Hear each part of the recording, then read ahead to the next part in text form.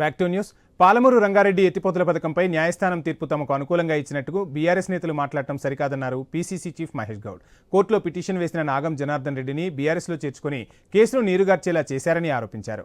ఈ అంశంపై సీఎం రేవంత్ రెడ్డికి లేఖ రాసి ఎలాంటి విచారణ కావాలో అడగాలని కేటీఆర్కు సూచించారు. పీసీసీ చీఫ్ ధైర్యం ఉంటే సీఐడీ లేదా న్యాయ విచారణ కోరాలన్నారు. పాలమూరు రంగారెడ్డి ఎత్తిపోతల పథకం మీద కోర్టు ఇచ్చిన తీర్పుని వాళ్ళకేదో అది అనుకూలంగా వచ్చిందని తామంతా నీతిమంతులమని కేటీఆర్ చెప్పే ప్రయత్నం చేస్తా ఉన్నాడు. నాగం జనార్దన్ రెడ్డి వేరే పార్టీలు ఉన్నప్పుడు ఈ కేసు వేసినాడు.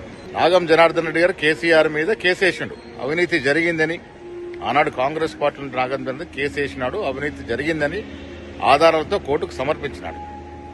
తర్వాత వారిని మీ పార్టీలో చేర్చుకొని ఆ కేసు వీగిపోయే విధంగా వారి మీద ఒత్తిడి తీసుకొచ్చి ఇలా కేసు నీరుగార్చబడింది. నాగం జనార్దన్ రెడ్డి గారి వల్ల బీఆర్ఎస్ పార్టీలో ఉన్నాడు. బీఆర్ఎస్ పార్టీలో ఉండి బీఆర్ఎస్ అధినేత కేసీఆర్ మీద ఎలా కొట్లాడతాడు?